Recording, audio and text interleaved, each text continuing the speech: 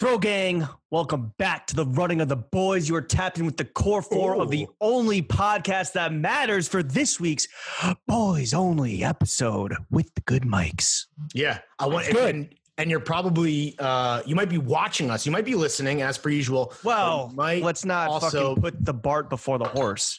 Come on. Yeah, that's a plan though. You know, we should. I think this is like by mentioning it, it's a good way to hold ourselves. Yeah, or not even to manifest it, like hidden manifesting his pod appearance. No, it's a brand new fucking day. There's a hurricane this morning. It's nice and bright out now, and hopefully it's a foray into the world of video. We shall fucking see. The whole the podcast operations are firing on all cylinders. Less can be said for our personal lives, but professionally, we are fucking on one. Yeah, including this week's Boys Only.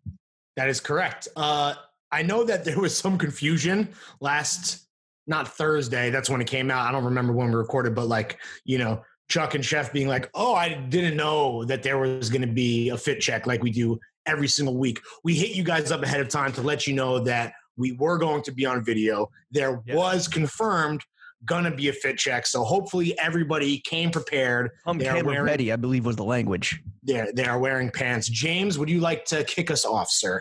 Yeah, nothing on the feet. On the ass, I got the floral EG grandma's couch shorts. Pretty long inseam, actually.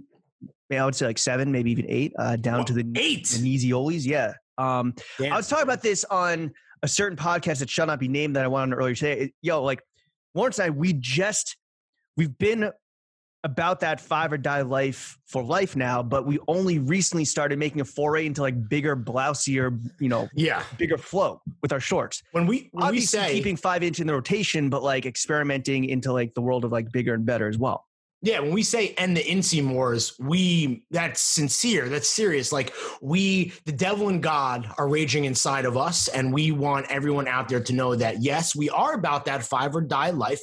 When it comes to baggies, we do not buy longs. That is not on the table. But when it comes to some isemeyaki, when it comes to some garments that, yes, are indeed, sir, engineered, yeah, maybe that inseam creeps down towards the fucking kneecapioles. It happens, you know? So just to be clear, that's where we stand on that matter. Baggies is the only, that's the Rubicon, right? That's the line in the sand. So take that. Line you do not cross. And then the rest, choose your own adventure. All right, moving on up. Up top, I got the Arlagache Perfect T-shirt in a 50 because I got the big old shoulders, which we'll talk about later on. And then panties are just Hanes boxers. Nice. Let's toss it to. I see Chuck with the brand new dude, looking like he's ready to go to the first day of school and catch COVID down south. Can I get a yeah? Thank God we have these new mics now, so we can do real sexy ASMR type shit. That's 2 weeks. We're 2 for 2 now. Chuck, why don't you take us from the bottom up, sir? The closest footwear to me is my Eric Emanuel slides that James and I got at his lovely Easter brunch last year. Brunch joints. Yeah, I showed up 2 hours late. Literal brunch lows. And then my shorts are, I don't know if I'm pronouncing this right. They're from 18 East Official. They're the red ones that Asher with shorts. The ones that Asher with the big hog also has. Cool. Can I say that? Yeah, Asher with the big hog has them, and let me just say that they the hog imprint is fucking flopping and popping, especially in those sweat shorts. The imprint is flopping. Yeah. Okay. Yeah. I'm trying to just think of the physics. Always at half mast. It's hard for me. I mean, my hog is not that robust. I can't. Always at half mast, saluting the fallen heroes. Okay. And Chuck, working your way up from the hog. Uniqlo chonies, same old shit. And then we're talking about how long I'd been without wearing pants. Yeah. But I think even longer, I hadn't worn a top that wasn't a black Gildan t-shirt since March 13th. But you just went out the house for the first time this 3 days ago. I was still employed on March 13th. I literally had a full-time job. That's how long ago this feels like.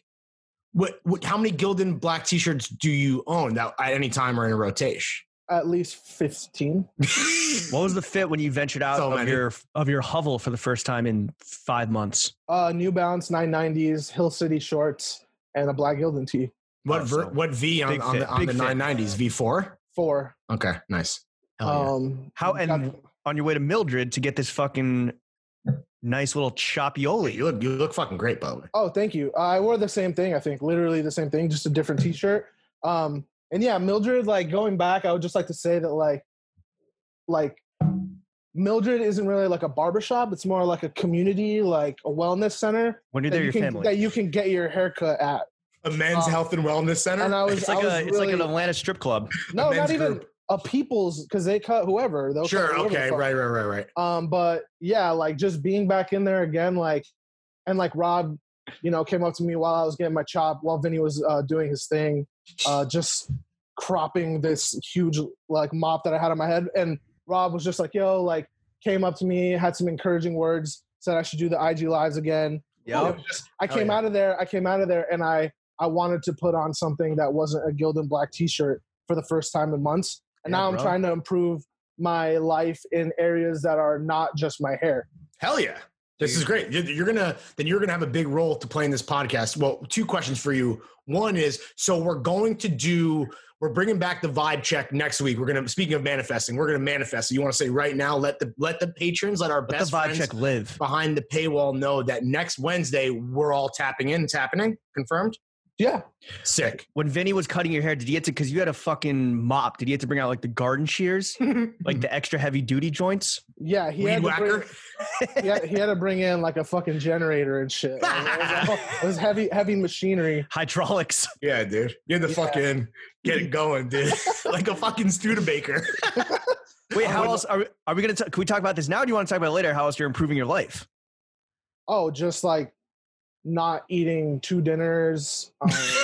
Okay. I stopped drinking every day. Cool. Okay. Smart.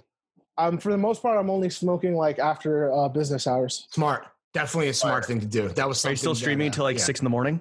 Not 6 in the morning. Not that that's a bad thing. I'm just saying, in the morning, it's into the morning. But, technically, the sun's not out. Oh, wait, Chuck, did you say what the tea was? Oh, it's the online ceramics. Your ego is not your amigo. Just a classic one. It's actually like, I think these the one that we ripped off for our shitty fucking Barstool sports merch. Yeah. The pod is your god. I think they look better when they're faded. Anyways, they look better when they're online ceramics and not Barstool sports merch. I think is actually that's a weird one.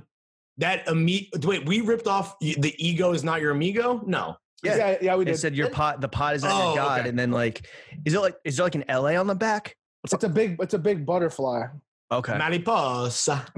You see the mariposa. Because I was gonna say this whole show is about egos. That's the whole dynamic. Is it well, at least for James and myself. The other day, Chuck, I might have been last night. I was going to bed, and I got the Twitch notification that you were going live on Twitch, and I was like, oh my god, we're just fucking ships in the night. Well, I keep track of the emails just to kind of like get a temp check on like maybe where Chuck is at mentally, physically, etc. A lot of things that he's addressing now. And sometimes, it's like Throwing Fits went live at like 2:38 a.m. and I'm like, yikes. Yeah, last night I'm not going to call you out, but last night you were live for 4.5 hours until 3:12 in the morning, and you got 3 new followers. You hit 2 of the 3 requirements. That's good. One of the requirements is stream for 25 hours. You have quadrupled the requirement. You can. I'm not. You could talk to my lawyer. This is all. Your lawyer is our lawyer, Brandon, who sent his first cease and desist on behalf of the motherfucking boys. Our lawyer fucking rules. Our lawyer is a goddamn. He's a fucking killer. He's a wrecking ball. All right, cool. Fit check complete for Chuck. Moving on to our friend Jeffrey Epstein. What's up, Chef? How are you, buddy? What up, dude? Doing well. Just fucking speechless at Chuck's new fucking haircut right now. He looks great. The stash looks good too. It's. I mean, everyone can. I'm assuming people are watching this, or some people are at least. And yeah, you look fucking great, Chuck. You have a new lease on life, man. Yeah. Thanks, all. It's encouraging because like people even today, Bruce Black on Wednesday's Gone was like, "Yo, how's Chuck? Is he all right?" I was like, no, but now I have an answer. Sounds like concern. I don't want to know what he thought about what he thinks about the Twitch situation, because the situation. He doesn't probably even know what it is, right? I don't know if James, you talked about it. I guess he was like, "Oh, that's cool." No, just kidding. It's trash. Like, come on, that's just his default fucking going sicko mode. He told me to be myself, so I don't know what he wants. Exactly.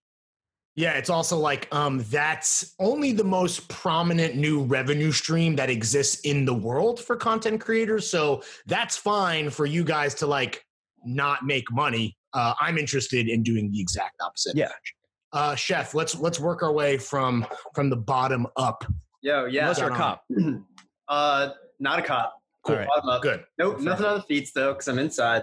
Sure. I got a pretty standard murdered outfit. Just got the black entire world trousers on. Bro, trousers. Single pleat? Nah, flat front, man. Damn, okay. Yeah, I like the single pleat, but I mean, for like sneakers and stuff, I prefer the flat front, just because like. Do you wear pants around the crib, like full trow, or do you put this on for the fit check? Yeah. Are you pandering? Because it's still fucking blazing hot out, even though there's a Hurricane Isaiah this morning. I put on. That's what they called my fits from 08 to 012, dude. Shit spreads a torrid all over my balcony. Mamma mia. Every once in a while, I like to throw on a pair of pants, but yeah, no. Also, I just went outside. It's actually beautiful out right now. Now it's fucking awesome. It's actually a bummer that we're potting right now. Now is prime. Take a stroll with your lover out. You know what I'm saying? Really? Flaneur. Chef, continue, please. Sorry for the interruptions and digressions. All good. Hanes panties and Legace workshop t-shirt. Nice. This is my like go-to outfit on most days. Like, even though I knew that we were going to be doing this, I still didn't really like think about it that much, to be honest. But like, I don't know. I'm a uniform person, you know. Like, Shirt. Yeah. Well, you look very cool. I mean, the murdered out thing is, I don't necessarily think of an all black fit in the summer, but it looks chic, dude. You can't deny it. What, black on black, Yeah, like I mean, Tesla, dude, it works. I don't go murdered out all the time, but I do see myself like pivoting towards a more like monochrome vibe and whatever it is, like just kind of matching the top and the bottom. You got a great personality though, so it's like you don't need your clothes to overcompensate for areas that you lack, like such as like, for example, myself. So I kind of respect that. The rare Jaws enthusiast who isn't masking a shitty personality. Yeah, right. Clothes. Yeah, you love to fucking see it. Speaking of a John's enthusiast with a shitty personality, I guess I will wrap it up. Like everybody else here, well, I guess besides Chuck. Oh, by the way, that brunch that you guys were invited to that Eric like conveniently didn't invite me to, that was like a huge fight that we had on a previous podcast endeavor that shall not be named. And I remember it specifically because it was a great episode. We had Adam Friedland on the pod. For everyone here who's like, get professional comedians on the podcast. And we were in like a closet at Barstool. Oh, the Chicks in the Office, Stu. That's what it was there. Oh, it was like their Snapchat room or whatever for whatever their show was. We actually knocked over everything. It was a disaster. Yeah. And you said really, really mean things about me. Yes. What did I say? You're going to make me repeat them? Yeah, I want you to say them. The whole thing was that I was bummed because, like, I'm boys with Eric. We rep the brand. Oh, obviously. Yeah, this is pretty funny. Oh, do you want to? Okay. Why don't you just say? I think what I said was that people, like, will invite you to events because you have, like, the social clout, but they'll invite me to events because they actually, like, enjoy my company. Yeah, it was No. You said people... You said people fuck with Lawrence. They like you. Yeah. Like implying that it's so fucked up. You were like, like I have friends, but like people or something. I don't got friends. Yeah, I got family. Well, I'm with my family. Well, now. Whatever. I showed up 2 hours late. I showed up 2 hours late to that brunch. You guys definitely got like shit faced because I remember dying laughing. Well, one being butthurt for sure. That was the base emotion. But James was like posting drunk on Instagram like terribly on stories, and I was like, oh, Jimmy's toasted 100%. If the stories are active and it was like bad selfies with you and Chuck in some showroom or whatever the fuck, I was like, yeah, it's on. I don't remember. I mean, that's when I met. What's his name? Tyrell Winston. Tyrell Winston. Yo, shout out Tyrell, dude. Yeah. Tyrell. Did Tyrell buy a T-shirt? He did, right? Merch. I think he left like a nice comment. Oh, maybe that's what I was thinking of. We don't know exactly who. We don't have insights into like. We know who copped, or if we wanted to, we could look at who copped via PayPal. But Rylan, the merchman, who's soon to join the group chat, if round 2 goes successfully. He would have like true insights into like who actually copped. So, it could be interesting. I don't know. Maybe Jonah Hill copped. Who knows?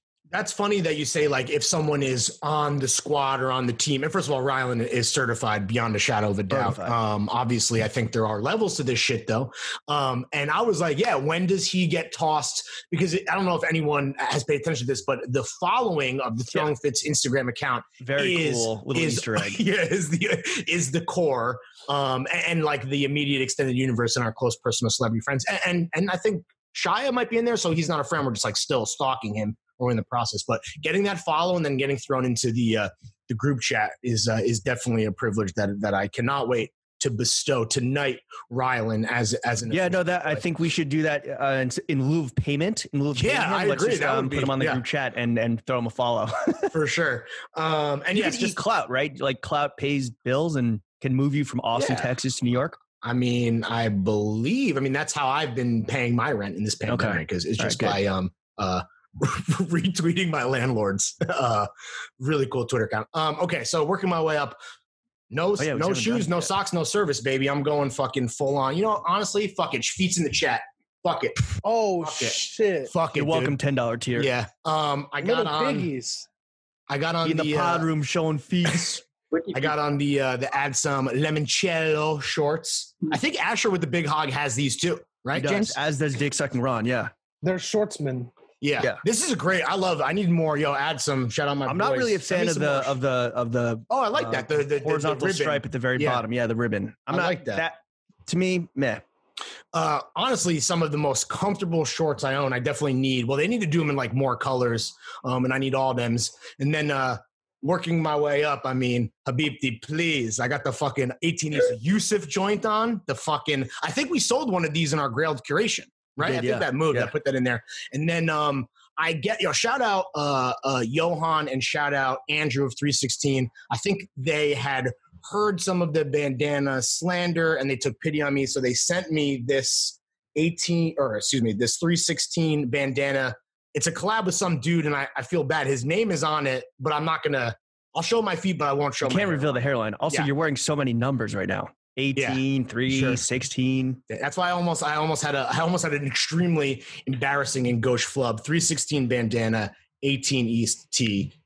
Different, but same. I guess the point here is that we as a podcast, we are extremely smart. We love numbers, and math and counting money is a huge part of it. And that is a fit check that is complete. Dude, so this past week, go ahead, Chef. Andrew sent me some 316 Henleys. Just wanted to bring that up again. Henleys? Yeah, Henley tees. You gonna freak them? Are you gonna wear them Clapton style? I tried them on. They're pretty. They're actually pretty fucking rad. He sent 2 of them, and there was a very nice note in there. So you don't want to send them to your tailor, get the buttons removed, sew it up. yeah, right. That's where they are right now. Dude, no. I mean, they're actually like. Usually, I'm pretty self-conscious about how many buttons deep I go with that kind of stuff. But dude, I just let them shits hang. She says, "Go deeper," but you're all out of buttons. No, they're fire, and it's the same tee that they're always selling out of, but they're just like a couple buttons on it. It's pretty cool. Anyone can pull it off. It's you, dude. You got the figure for it, so exactly. Respect you, wayfish twink. All right, so. Interestingly, I was thinking about this, Lawrence. I feel like the podcast, we kind of live week by week. Facts.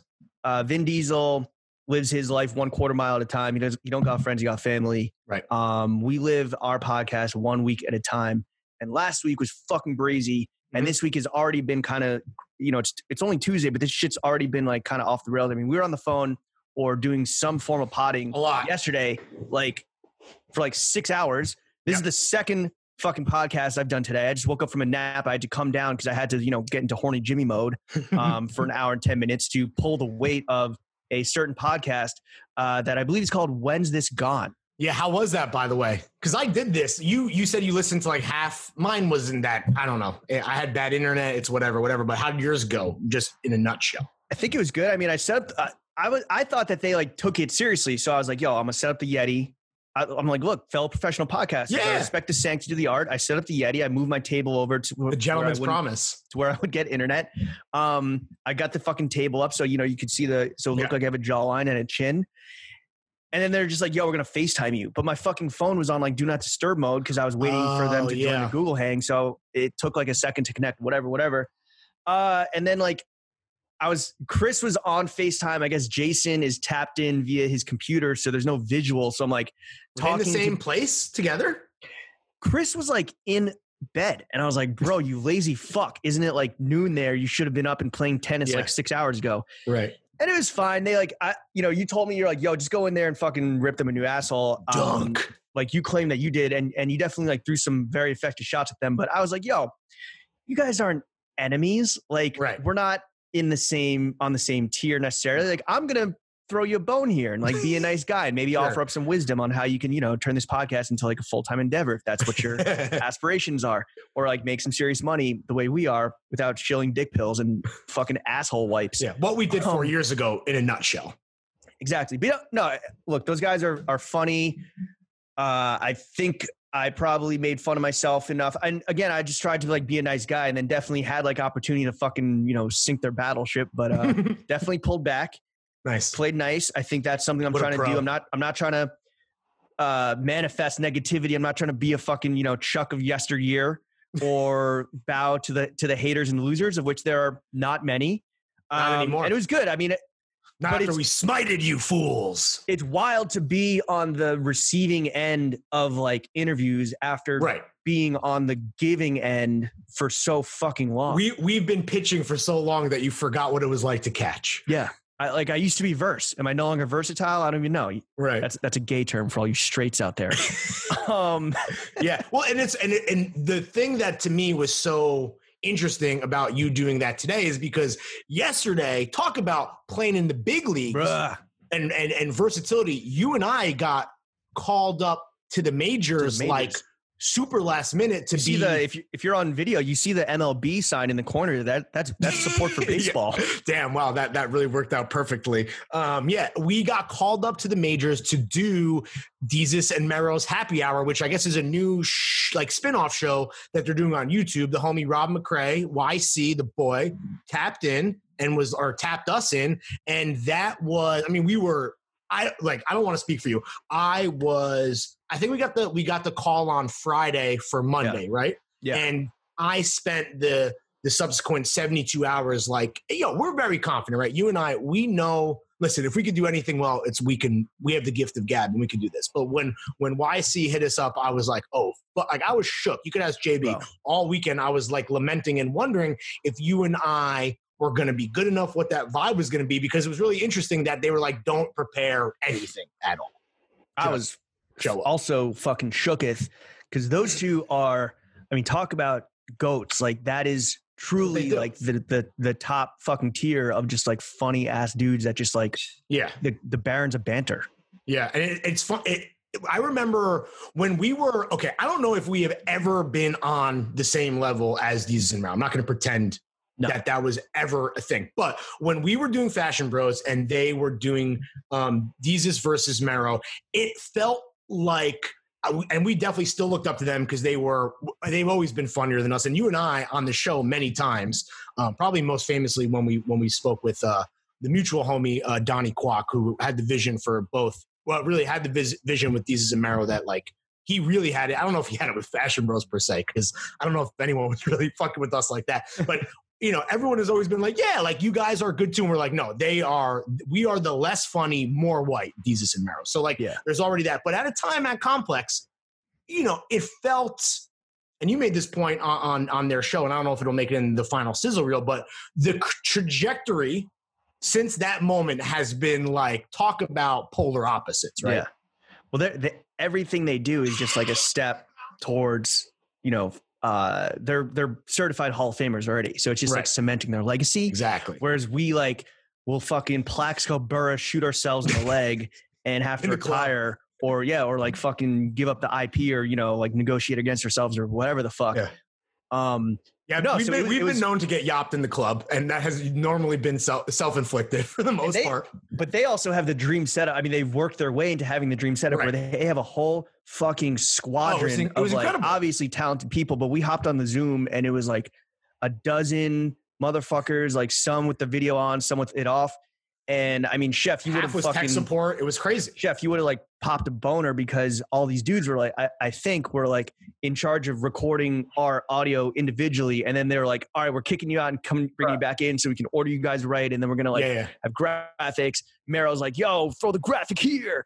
I saw this is so sick. 22 participants in that Zoom call. And I was just like, Jesus Christ. This is fucking operation. It was lit. And I really hope that we always, whenever we have like a big appearance, part of our like pep talk or alignment is like, yo, let's let each other speak. Like, Lawrence, don't do your Lawrence thing.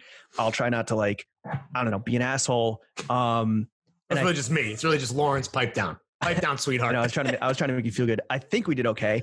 Yeah. Well, I don't know what they're going to use, right? Because we talked for an hour. It's going to be, I don't know how long it will be. I guess it will depend on what. There's some good anecdotes though, and it felt like there was some good riffing. There's two things that jumped out for me. One that is like a big picture aspirational thing, and then one is more tangible. The big picture one is they show up.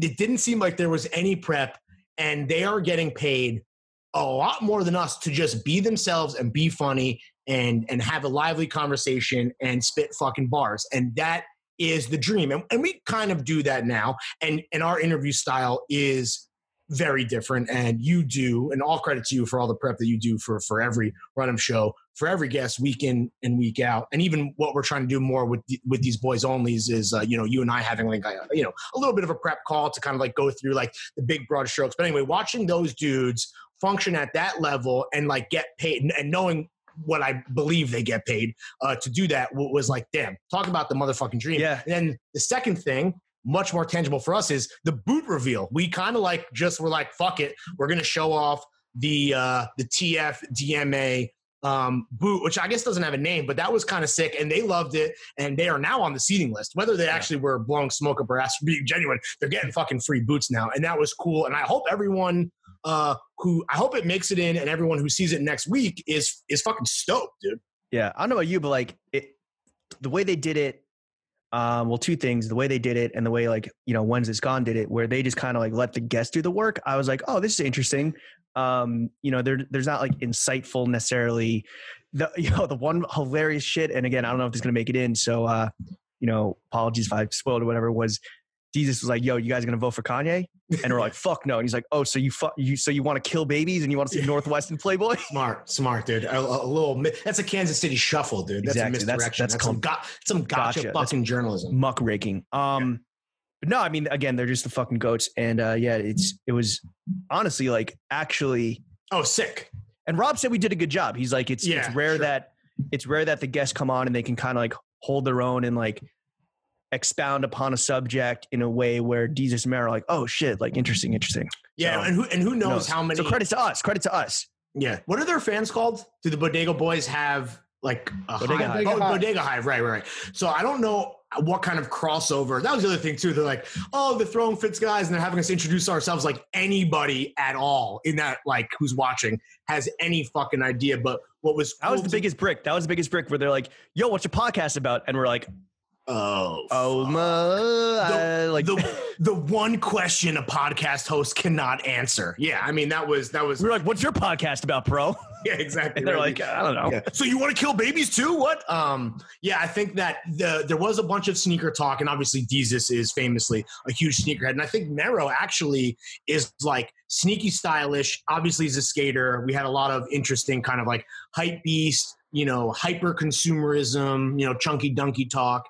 And it was cool to think about how maybe we can bring in some of their fans to our world, and hopefully like the boot kind of will establish us, at least in the eyes of these like sneakerheads, as product guys. And it made me think about like the merch and the amazing week we had last week, and how we just wanted to thank all of our best friends behind the paywall that cop the tee. Rylan is getting those tees made expeditiously as we speak, so we can get them out to you. But obviously the next level is the boot. The boot is a true collab, a real fucking John. I think that'll be a pre-order too. So like hopefully everyone who wants them can get them. There'll be no kind of a sellout situation that you see with I don't know, certain kind of mood board design sneakers these days and things like that. And I mean, we said last week, like the boot is just like indicative of like obviously the first piece of merch. Wait, hold on. Yo, save it for the juicy Zoomy.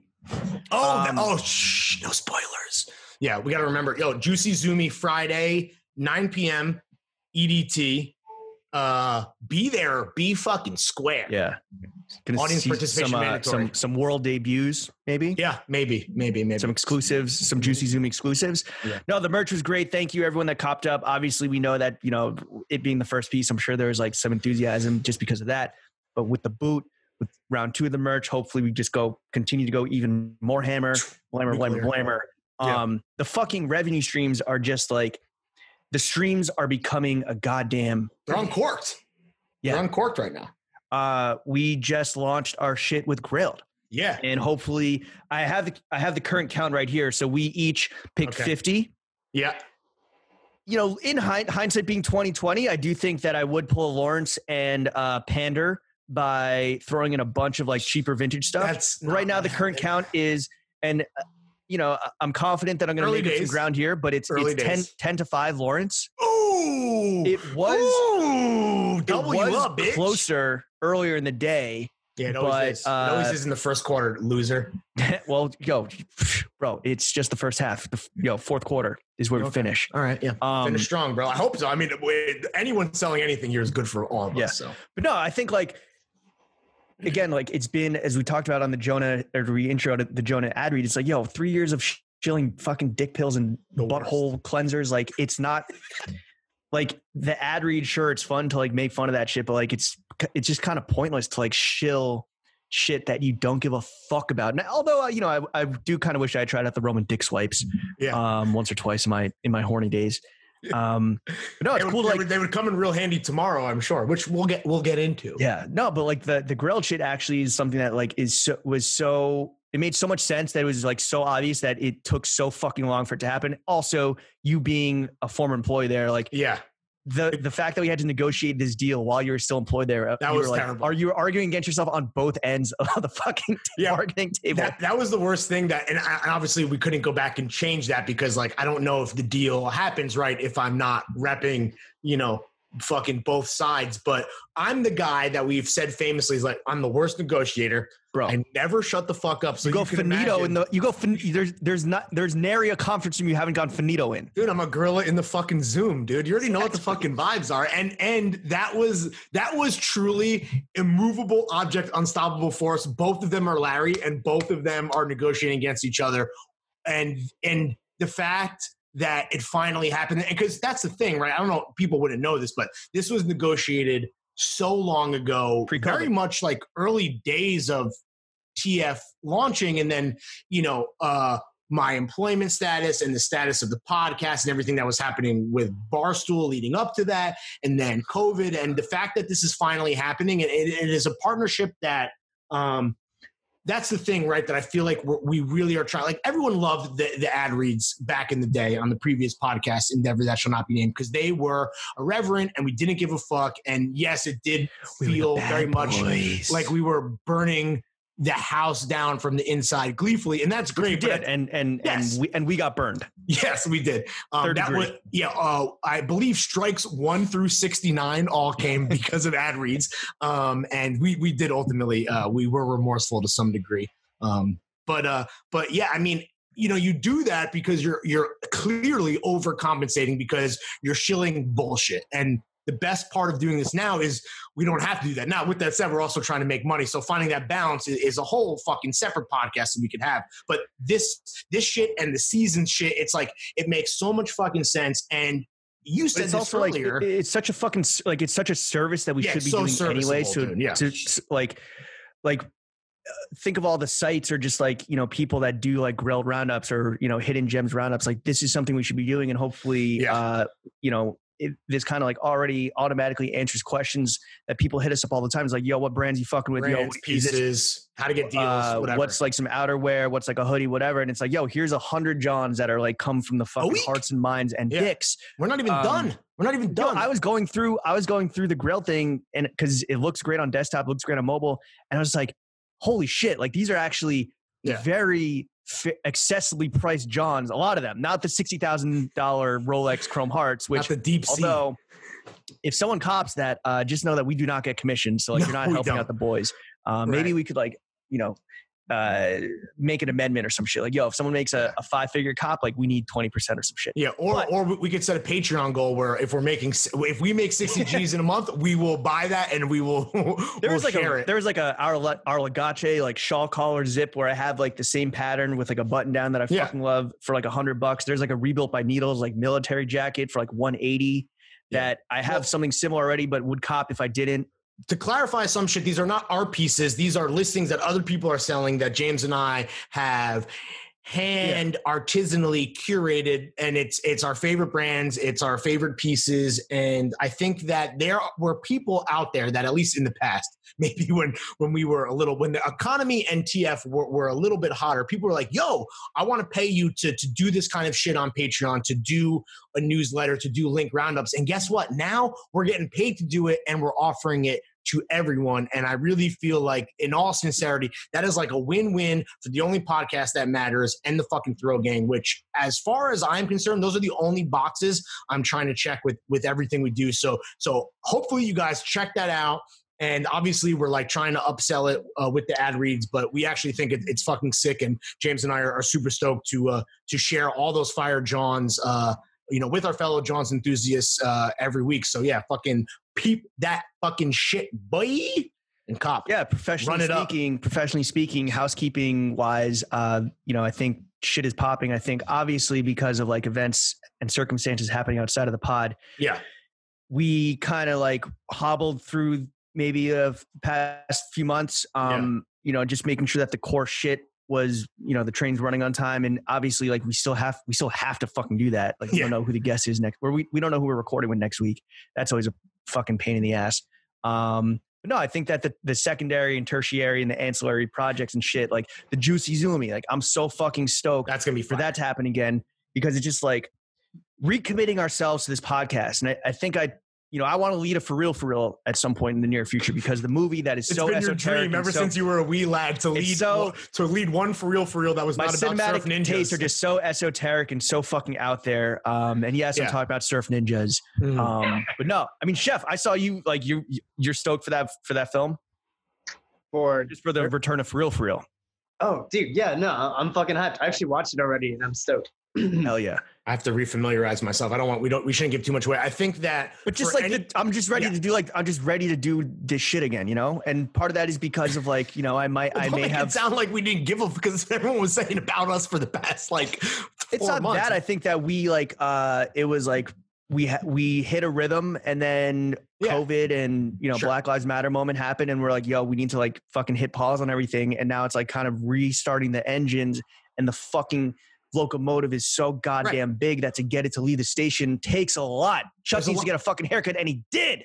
There's a lot of appendages here, and we're all trying to find our individual strokes and then find the fucking, stroke as a movement, and it takes some time. And the last thing I'll say about the Juicy Zoomy, because I don't want people to think that I'm like upselling or anything. The last time we did it, it was really fun. Well, I mean, fun for everyone but Chuck, who got his feelings hurt like immediately out the gate, which I don't remember who did that. It was kind of both of us. It was regretful, and that's not happening again. The audience participation shit was gonzo and absurd, and that's what everyone liked the most. So we're just going to like double down and lean into that. It is only for $10 and $20 patrons, and I know that is a bummer for those of you at the $5 tier. With that said, a replay will come out like a week or two later. Don't worry, you will get to watch it. As far as being a part of it, like, yo, we need to be doing more video, right? That's why this will be out, and we're going to try to find a way to do video every Thursday of Boys Only. But until we do that, shit like this has got to be our way of giving back to those most valuable patrons, as we said. So I'm sorry, but like you have to kind That's of just also, the way it is. Yeah. The tough titties. No, I think that you have to kind of see it from our side and their side as well. And we love all of you guys, but like, yo, we love some of you twice as much and some 4 times as much as the other. You know, that's just, again, did I not say we're a numbers pod? We're a numbers pod. Exactly. Right. And we love Men math, lie. and that's that. Women lie. Okay. I think Numbers that was a lot of fun housekeeping. Everyone is like, oh, we love the inside baseball stuff about the podcast. Well, there you go. That's basically everything that's happening. Besides, let's talk about my penis. Yeah. Let's talk about the biggest personal, no longer professional, but the biggest personal development that happened. Here's my first question for you, Jimothy. You are single now, confirmed, right? Confirmed single. Yeah. Were you, and feel free to plead the fifth, were you broken up with, or did you break up with someone, or was it a mutual conscious uncoupling? I was broken up with. Okay, cool. All right. Yeah.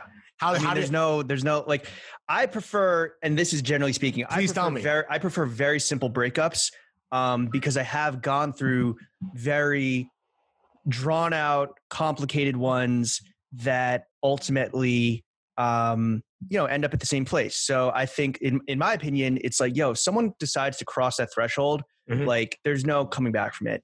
Right.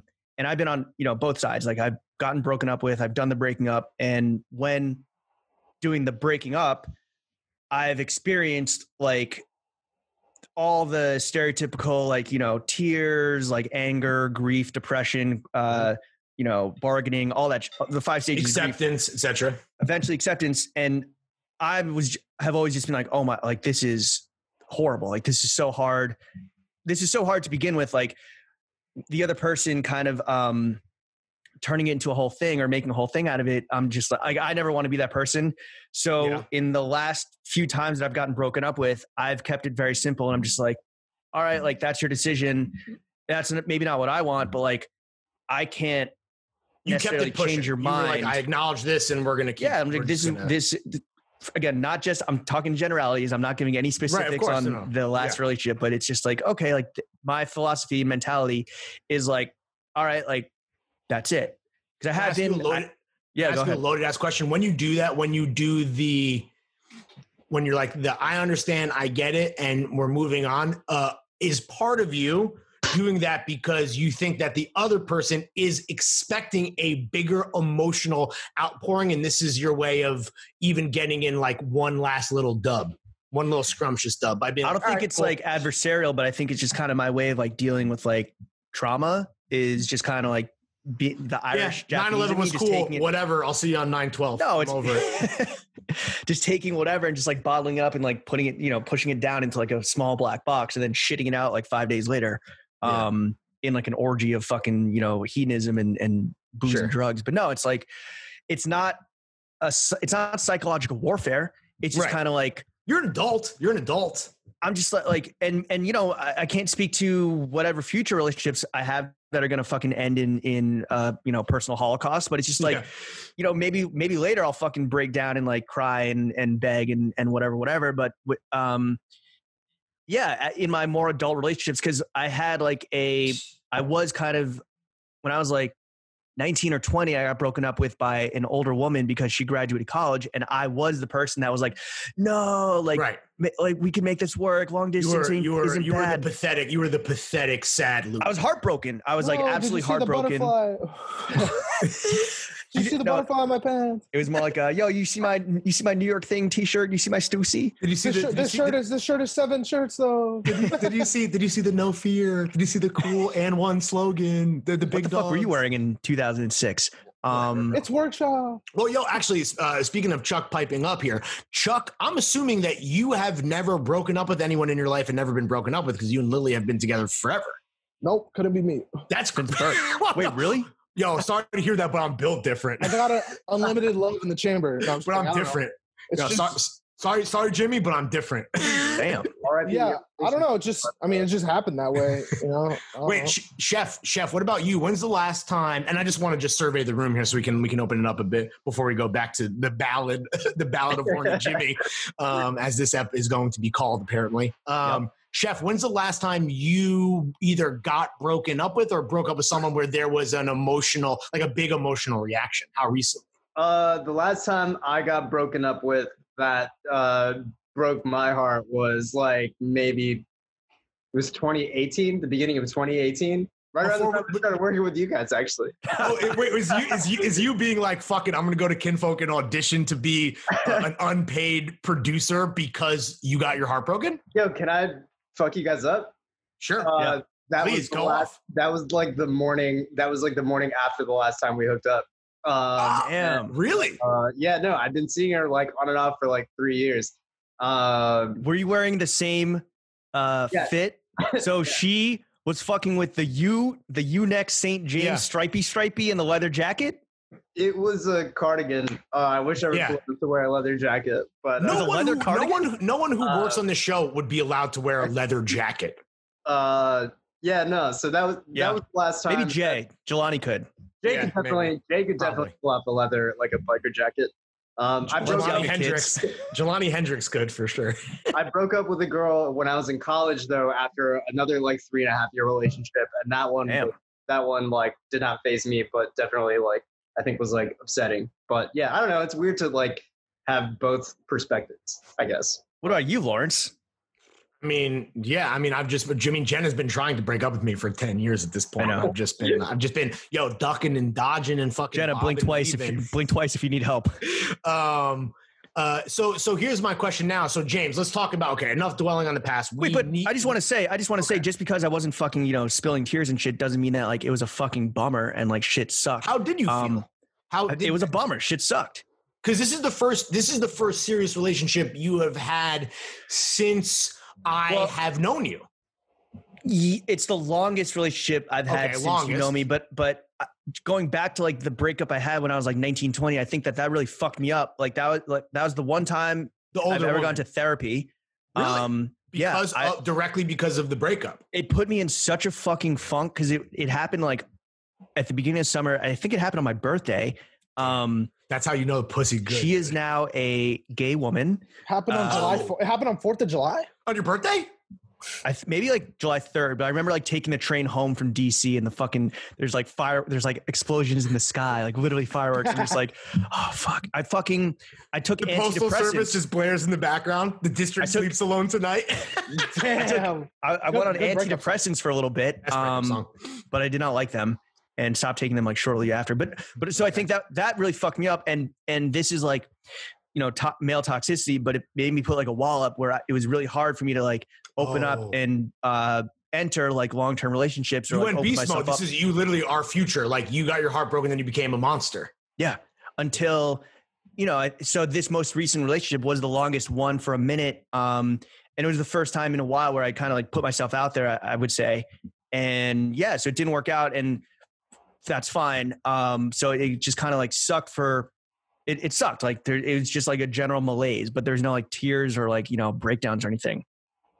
Moving forward now, looking towards the future, I'm assuming like are a lot of, because like most of your friends that I know, and I guess this is kind of like the deal when you get to be a bit older in like your mid 30s, like your friends are either like married or they're like single and living like the complete opposite life. I think your friend group is interesting that all these people, at least the time that I've hung out, like at your birthday or at a party where all these people are together, it's like they all coexist. So are you getting like competing? Like, are your married friends being like, bro, this needs to be the last one. Like the next one has to be for real. And your single friends are like, fuck it, go off, king, scorched earth. And then your podcast friends are like, "Did you cop anything when you broke up?" Like, oh yeah. What drugs have you been doing? Did you have a breakup John copped? Like what hole in the abyss? What hole in the abyss are you filling? What are you fucking with? Yeah. I don't think so. An air fryer, like Chuck? No, I did not cop an air fryer. I thought about copping a whip, or like a dog. I thought about copping a dog, but I was like, that's terrible. Does your building allow dogs? I guess you're a homeowner, so it's like there's a dog spa in the basement. Which is just like it's just like a big sink. But if you ever need to watch Pepper, can we get Chuck his next haircut at the dog spa? If you ever need to watch Pepper or Suki or Chuck, there's like a big ass sink. Over, like as soon as we move, it has like one of the fucking like restaurant like dishwasher hoses, like that shit. Yeah. That shit is fucking crucial, dude. Okay, so you're not getting competing advice, but I'm assuming you're at least sussing out.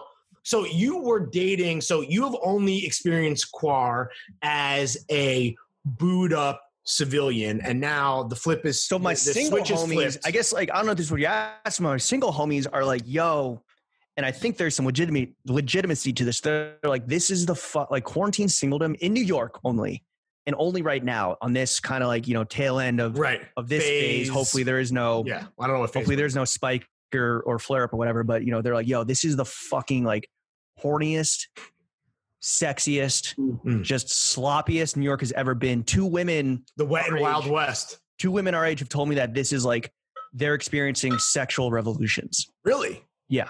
Is that that's not safe though? Well, I guess if you got to you got to get tested, right? I mean, that's what everyone's saying. STDs, COVID, you know. I haven't. What's the deal? I haven't fully reformed into horny Jimmy. You know, I'm kind of just chilling. I'm kind of like observing. You're at the middle, like you're a Charmeleon. I'm like when the werewolf is like slowly like when the full moon goes behind the clouds. I'm like, what future song would you say best describes how you feel right now? Mask on.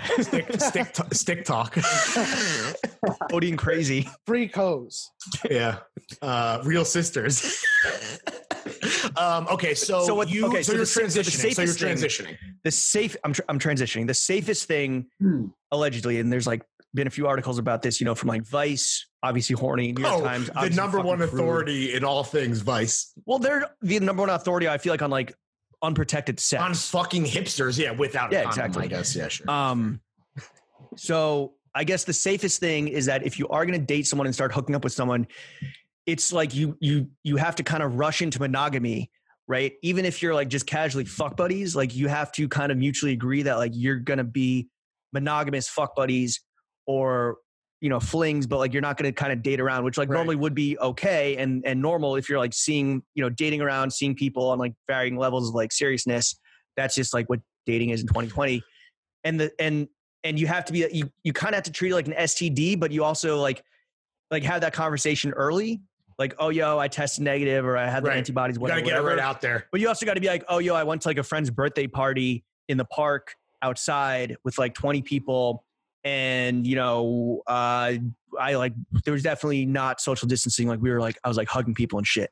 So that's like the most responsible. I was smooching the homies. I must admit, I was smooching the homies. Yeah. Milady. Are you wary of that acceleration? Larry. I don't want to speak to the experience that you just got out of, but like you said that Quar accelerated thing. I mean, Quar accelerated a lot of things for a lot of people. Are you worried about like getting into a situation where you wake up and things are, you know, you're at 60 miles per hour again already? You know, like, is that a fear? I don't think because so. Like you could just take it slow, right? You could. Oh, for sure. You could you have the choice of, you know, take the blue pill and you're horny Jimmy, or you could take the red pill and you just be alone, you know, with your. But I think like so that's the most responsible thing, right? But I think the reality, from what I'm being told, and from I've rejoined the apps and I just to kind of like see shit. You're like back on the apps. Back on the apps. Watch out! Just my. Do you have to reapply to Raya? Do you have to? No, you're like back on. Okay. I don't know if I'm still matched with Krayshawn though. Hit me with that friend pass though. When I get it, I will. Chef, you would fucking murder on Raya. I know, right? Honestly, it's surprising that he's not already. Yo, Chef, what would be? Find out, man. Chef, what would be your three? Because you've been dating in Quar, had a couple scares here and there, allegedly. What would be your top three pieces of advice, as specific as you want them to be, for horny Jimmy entering the COVID dating scene in New York? Top three pieces of advice. I think the biggest piece is just like I haven't gone on that many dates since like all this shit has started, just because I'm like kind of nervous. But I would say that it's cool because obviously there's like something to like, there are like emotional things to talk about like right off the bat, so you can see like you know, you can hit it off with somebody. Mature answer. Yeah, you could tell whether or not like they're going to be cool, or you know, like for at least like the next couple of months, like right off the bat. Yeah, are you a sociopath or not? You can figure out off rip. Yeah, and then like Black Lives Matter, or or do all wait, A all, B blue, C black, D all of the above. Exactly. Also, it's just like, I don't know, like in the beginning, like things have changed drastically in the last month, I would say. But like before, it was really cool to like go on a date or get on a FaceTime with somebody, and then also like just like not have that like weird like overhead pressure of like, are we like gonna hook up after this, because like everybody was still like a little bit like kind of scared. And I think that like kind of exists a little bit right now, but obviously not. So it's less pressure is what you're saying. That pressure was kind of like alleviated like off you rip. literally are just talking and shit. But then third piece of advice is basically to just like do it as often as you can, as safely as you can. But damn. I mean, goddamn. No, I mean, what I've heard is that, and Chef, tell me if I'm wrong, like obviously New York went through the fucking worst of it in like March, April, May, now in June, but like now I think like the pent up fucking like sex energy is just so crazy that obviously New York in the summer is like horny as fuck regardless. Of course, the horniest. That tension, just like being out on the streets and like, especially with like drinking and outside in the park and shit, like it is, I'm saying. And then I think also what I've heard is that and this is like, I want to get into this because coming out of this relationship, at least for me, it taught me that like, I actually enjoy being in a relationship, and this is something that I eventually want, which is something that that's nice. I wasn't really sure. I wasn't really sure about that after like many, many years of singledom. So what I'm kind of grappling with in the abstract is like, how much of a fucking dirtbag do I want to be? Like, it's like riding a bike. Like I remember all the sleazebag moves. That's the tale as old as time. The ultimate question. Why are we here? How much of a scumbag should I actually be where I can still sleep at night? Instagram is like the number one dating app. Like, do I want to be the fucking pulling those moves where you go to like a girl's profile and like deep like 6 photos in a row and then hope that she comes back and does the same thing and then like, DM? Oh, okay. Do you want to be like hitting, fire emojis to like all her stories and shit? I don't know. I'm not there yet. So you're figuring this out in real time is what you're saying. Figuring out in real time yet. Yeah. But I think that it's also just like such a unique time in New York specifically. So I'm just kind of like, trying to savor it. I guess the thing, and when we joked about the red pill, blue pill, but one thing that a breakup, I feel like really brings out in a lot of people, assuming they're not like, they don't start writing a manifesto and like, loading up on semi-automatic weapons, but this idea of self-improvement. And I saw that you just copped fucking exercise bands or whatever. So like rubber band man. Booty band. Yeah. Wide as the Taliban. A lot of good options. We have Future's entire discography is available for outro. And now obviously it's gotta be Future. And then Tip. I was listening to Future for like an hour before Deez Mero to like get myself. To get hype. To get hype. It's true. Like just like toxic positivity. Just like Chuck, I feel like I'm in that phase now where it's like, all right, I need to like better myself. I need to like clean the crib. Boys, join me. You already know I'm fucking out here trying to get fucking the wellness journey. Yeah. You're on the Discord every morning bragging about how early you wake up, which is insane. Yeah. And then you go walk your stairs. Yeah, exactly. And then I go do my wall walking with the ladies, do a little Zumba class with the girls. So are you, okay. So is this about like, all right, I'm horny Jimmy, I'm getting my mind right, I'm getting in the zone? Or is this like typical James, like, oh, I got to be like hotter now because I'm single? Both. Okay. Which one are you leaning towards? What is the biggest point of motivation or part of the motivation? I don't know. I think like definitely, I don't know, maybe equal. Cause like it, first of all, just like something to do. Like, sure. Like you still don't have much to do. Don't say that because there's people out here that are like, these guys are so lazy as it is. So don't make it seem like I wake up. Okay. If I wake up at like 7 a.m, like what the fuck am I going to do until like 10, 10 a.m, 11 a.m. I've been going on like pretty long, like intense bike rides. Okay. Not Peloton, but like bikes that actually move. Down to like Prospect Park, around and back, just for cardio. And yeah, I cop these. I haven't fucking been rock climbing in a minute. I feel like my muscles have like shrunk to nothing. When's the last time you were soft ass hands? When's the last time you were in the lab doing some boulder? March. Oh shit! It's a fucking gym. Like it's the same as any other gym, Yeah, I guess that would be the last time Chuck wore real clothes or whatever the fuck he said earlier. That's when, and I was still employed. Damn, what a fucking different world it was. Jesus Christ. So you just feel like, you feel yourself like weakening, you're withering away. I withered away. I mean, I definitely, my ex was like, you lost a lot of weight in core. Cause like I was doing Barry's IG live exercises when it was like still cool outside or cool enough to like do them. Where, on your roof? Yeah, I've been following this dude I've been doing workouts by this guy, Bully Juice, just because he has the sickest name. He's this like jacked, hot black guy. Is that a jail workout? I mean, pretty much. He was like, yo, full body workout for 10 minutes. He was just burpees for 10 minutes. 10 minutes? Fuck. Yeah, I like that. Up. And then, the newest shit is the resistance bands. And like, look, Lawrence, I'm just not out here fucking bragging about my wellness jersey because I incorporate it into my everyday life. I'm not bragging as much as I'm trying to motivate my fellow. But why do you even work out members? though? If you don't have to be hot because you've already sunk your fucking claws into this poor, helpless, innocent woman. Yes. Again, Jenna, blink twice if you need help. Yeah. Why are you doing it? Well, that's the difference. That is the fundamental difference between a single guy like you and a married guy like me. Like, okay, obviously everyone who even knows me the littlest bit knows that, of course, my ego is my amigo, and I want to look good because I'm a narcissist, especially now that we're fucking doing video pods. Obviously, I can Photoshop fit pics. You can't Photoshop. You can't deep fake this shit, or maybe you can. I don't know, but definitely. Chef, can you Facetune this? Yeah, can you? Yeah. Can you put Jennifer Lawrence's face on Lawrence Schlossman's face? No, and it's funny because Jenna. So you know this, like you guys know this, and I don't know if the Throw Gang would or our best friends behind the paywall, but Jenna is like a fitness freak, and health and wellness is such a part of her life, and it's something that that brings her immense joy, and it's something that she's always been doing, since we started dating, and I've always like admired that about her, but haven't really like participated in my own way, and you haven't done anything. Yeah, right. Exactly. I was listening to your When's This Gone episode, and they're like, "Have you been exercising during quarantine?" You're like, "Fuck no." Yeah, and obviously that was like 3 months. That was like 2 months ago. Yeah, life comes at you fast. But Jen and I were talking about this, and I have no problem sharing this. But there's this idea of like, we are in love. We are together. We've decided to spend the rest of our lives together, just as us too. Like, everyone knows kids are mids. No, not on this fucking side. Never gonna happen, baby.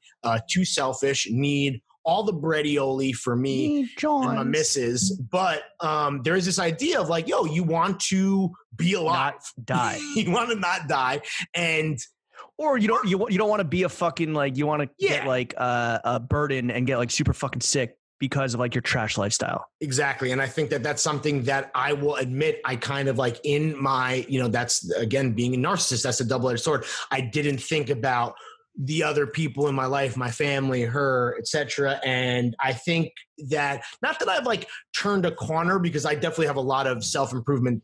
I have a lot of self-reflection still, and the self-improvement that comes with that to go. But I'm definitely thinking about things differently, where it's not so much just like, oh yeah, man, like I want to get so on point that my Fitbit likes triple, and because I'm so fucking hot now. I think it is about like you're doing it for more life. I'm doing it for cum gutters that as deep as the Mariana Trench. Yeah, and I think that you and I, and this is why you're have the 2 months, have the 1.5 months of exercise offset your 33 years of disgusting living? Well, okay, to be clear, when I was in college, I was fucking jacked and ripped, and I was like a from beating up monster frat boy, beating up the enemy frat. No, not from fucking physical conflict, but just from just being a fucking gym rat, baby. Just getting in the fucking weight room and tossing plates and doing all that. But I think that you and I, to some degree,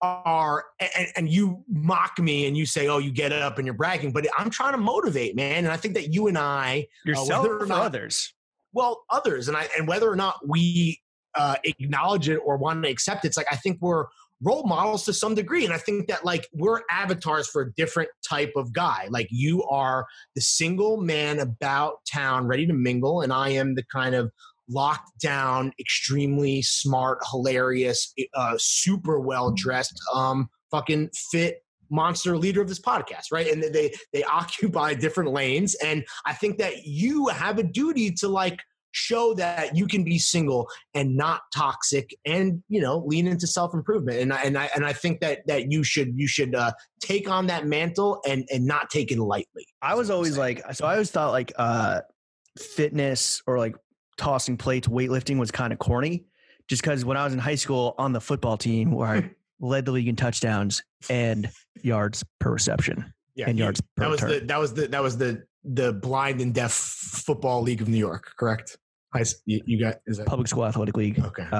Yeah. Okay. No, fuck, what was I saying? Oh, I always thought it was corny because, like, I mean, this is going to get real racial. So again, if you are one of those motherfuckers that don't like the social justice aspect or racial politics aspect of the podcast, tune out now. Johns. See you on the Juicy Zoomy. Yeah. Stick to Johns.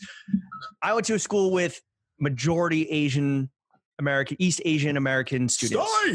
And, you know, in this society, and this is kind of like a long-winded way to kind of like talk about just like working out and fitness and also just like masculinity. In this society, Asian men are considered like the weakest, the most feminine, the most effeminate, the least masculine.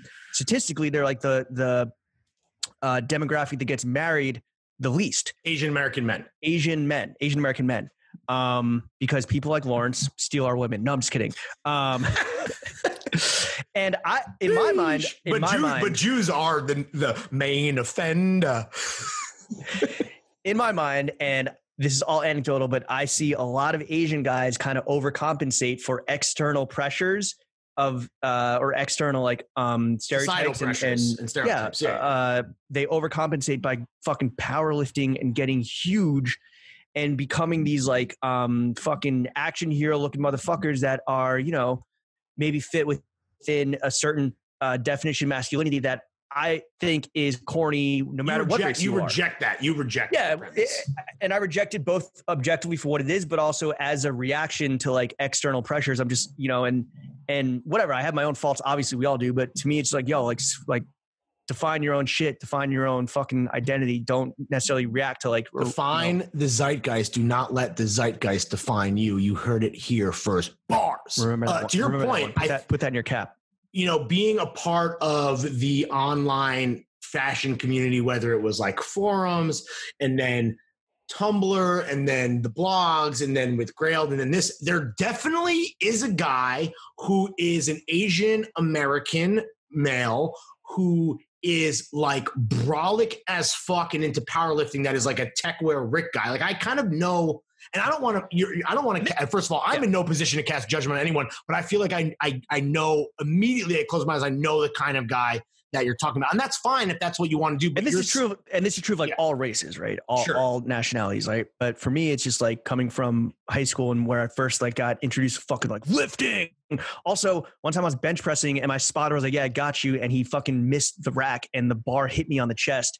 And that was fucking traumatic. That sucked.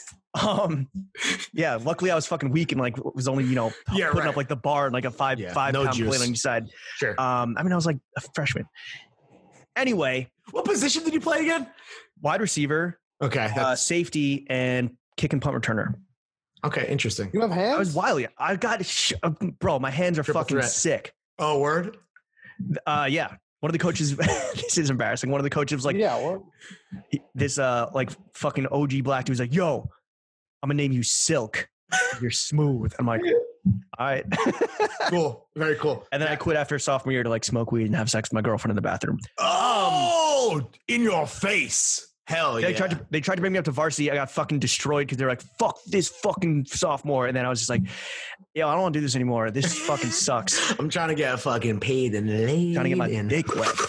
Light up, dude. Yeah. Where I was going with that is that I think that in society, and we're starting to see this now with guys like John Cho, and I think that's it, where you have like more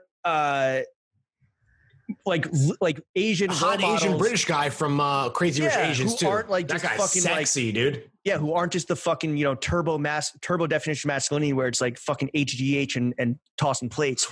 And I talked about this with Gosper actually, the whole horny Jimmy persona. I'm like, yo, the whole like, if like Asian dudes in this country have very few like hypersexual like role models, and this is way the fuck out there, but I'm like, yo, I like this. To combat the whole like small dick doesn't can't, you know, get girls stereotype.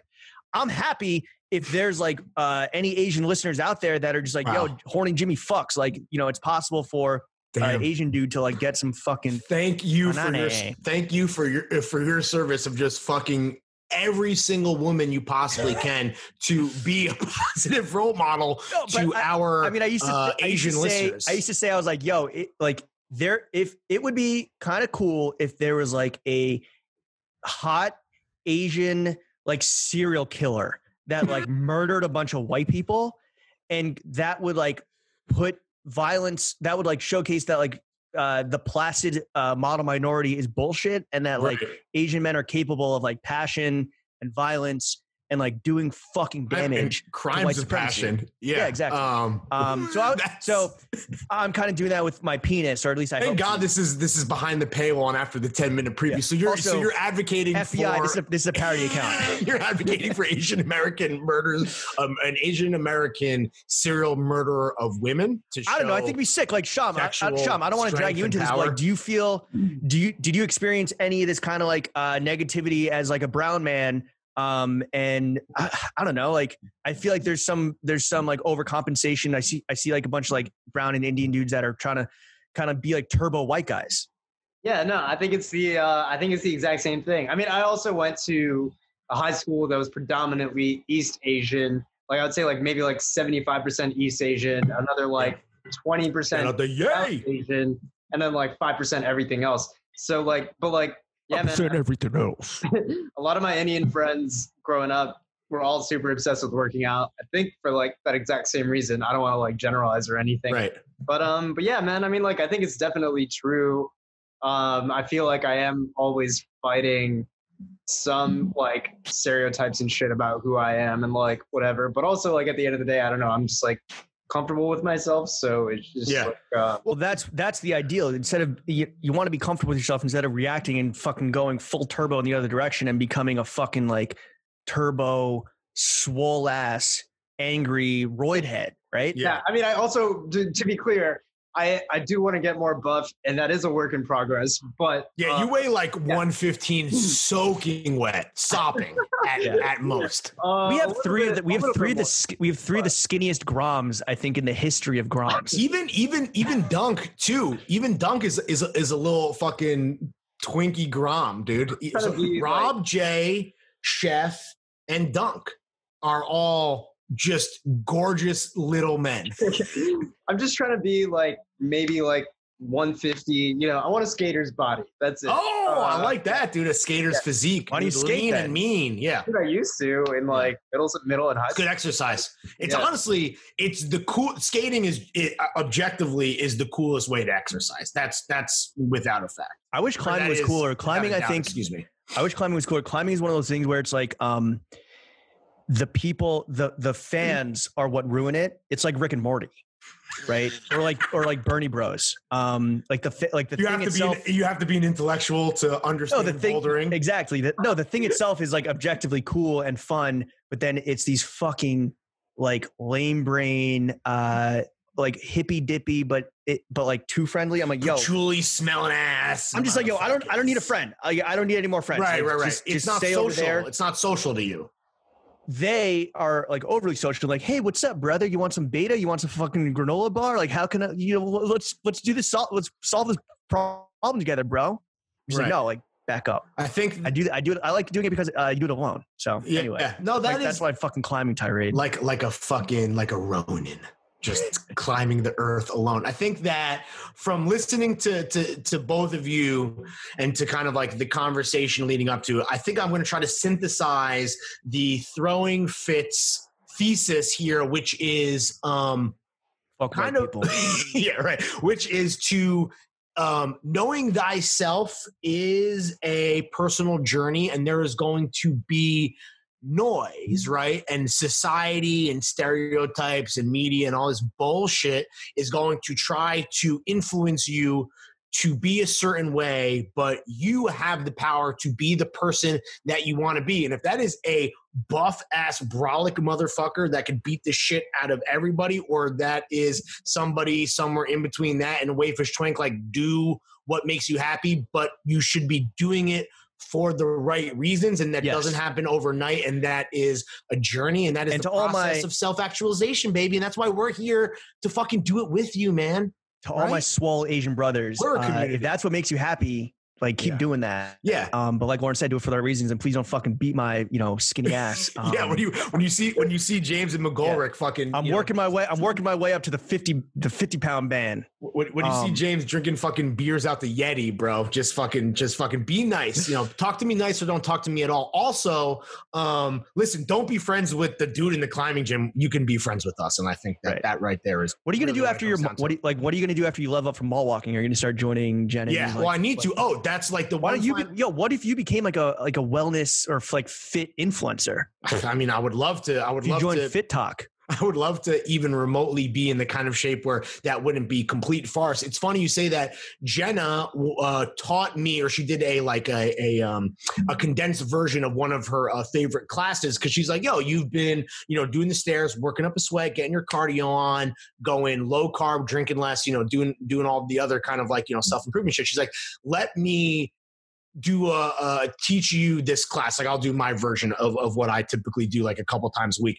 I lasted maybe a half hour and was like ready to die. And it was mainly, I don't even know, more like Pilates type bait, which is very hard, right? Like I'm not even trying to pretend like Pilates is fucking hard. I know that would be like easy for anyone, but dude, it was, and I wasn't like embarrassed or anything, because that's the thing too. Like, everyone's got to fucking start somewhere. You know what I'm saying? And I think that like, I was just appreciative that she was someone as in amazing shape as she is, was willing to even, give me, the time of day. Right. Which I guess is really emblematic of our entire marriage. So shouts out to JB. And I guess like, not to bury the lead, but Rick Owen said, I mean, everyone is like, yo, how do I dress well? How do I dress well? The best way to dress well is to like have the fucking body that the clothes just drape off from. But also, we're not here to fucking body shame either, dude. I think like the idea here is like, okay, this is what we always say, right? Actually, I think this is not to completely take over the show here from James, but it is. No, please. There's been way too much Jimmy Horny.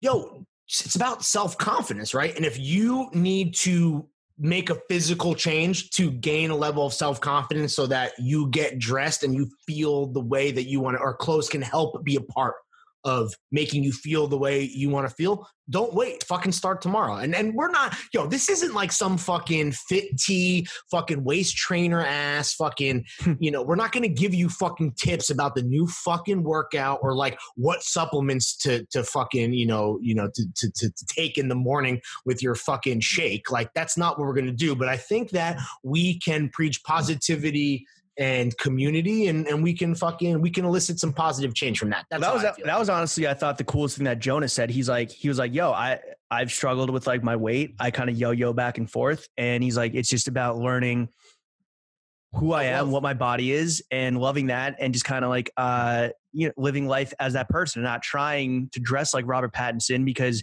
I can't wear the same clothes as Robert Pattinson.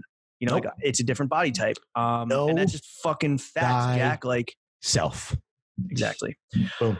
All right. I will guess we're going to wrap this up. I guess I'll report back one more week of existing as Horny Jimmy. Yeah. Maybe I'll have some juicy details, but probably not, because sharing fucking sex stories is corny as shit. Yeah. Sorry, guys. We're not going to be that podcast. Though, I mean, I don't know. If anything really notable, pops up, maybe we can share it with us, and then we can see if it's worth bringing to the public forum with our best friends behind the paywall. Chef Dom, anything you want to add before we wrap the fuck up? Final last words from the boys. Anything? I liked this pod. I really enjoyed, Thank you. Yeah. No. Yo, have you thought about potentially signing up for our Patreon? I'm budgeting right now. I think put on your corporate. That's fair. We all are. Yeah. This was good. But Chuck, how do you feel, buddy? You're more aerodynamic with the haircut. Yeah. Yeah. I was gonna say Throwing Fits Pod on Twitch.